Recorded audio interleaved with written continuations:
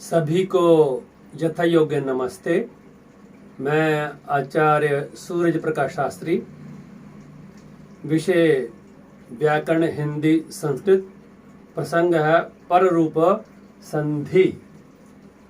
पर रूप संधि जो है ये स्वर संधि का छठा भाग है। एक सूत्र आता है एंगी पर रूपम, ए और ओ। यदि अकारांत उपसर्ग के बाद एंग यानी कि ए ओ स्वर जिसके प्रारंभ में हो तो दोनों स्वरों के स्थान पर रूप एकादेश अर्थात क्रमशः ए और ओ हो जाता है। तो पहले ए होता है, इसके बारे में प्र प्लस ए तो बराबर है प्र में आ है तो आ इस तरफ आ गया और प्लस ए तो ए आएगी। उदाहरण के तौर पर नंबर 1 प्र प्लस ए जते।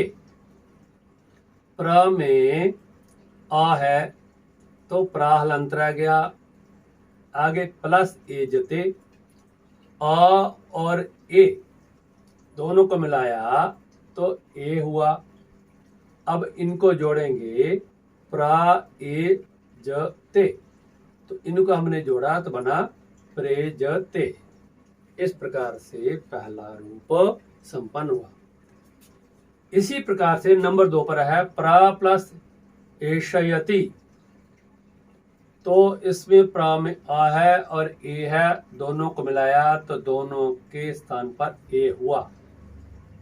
अब हमने इनको मिलाया क्योंकि प्रा जो है वो हलंत है, आगे ए है तो प्रा के ऊपर ए आ गया तो प्रे और श और य अति शयति प्रेशयति, यह रूप सिद्ध हुआ। तीसरा उदाहरण है प्र प्लस ए धते। तो इसका उदाहरण भी उसी प्रकार से प्रा में आ है और इधर ए है, दोनों को मिलाया तो ए हुआ। अब प्रा हलंत है और ए इसके ऊपर हलंत के ऊपर मात्रा आ गई धते तो बना प्रेधते। इस प्रकार से जो कहा था एंगी में ए जो है ये संपन्न हुआ।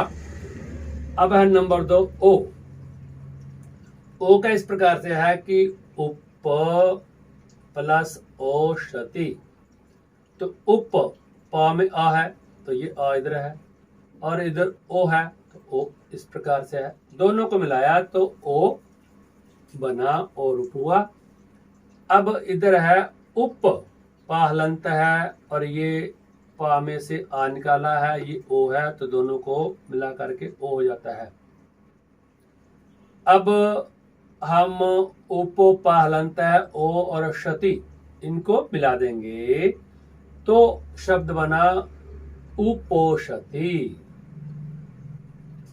इसी प्रकार से अगला उदाहरण जो नंबर 5 है वो इस प्रकार से प्र प्लस ओधीयति। तो प्र में अ है जैसे अ है, आगे ओ है, आगे प्लस ओ है, दोनों को मिलाया तो ओ हुआ। जब इनको हमने मिलाया क्योंकि प्रा जो है वो हलंत है, इसमें आ मिल गया तो प्रा बन गया तो प्रो धीयति, तो प्रोधीयति। इस प्रकार से यह रूप संपन्न हुआ।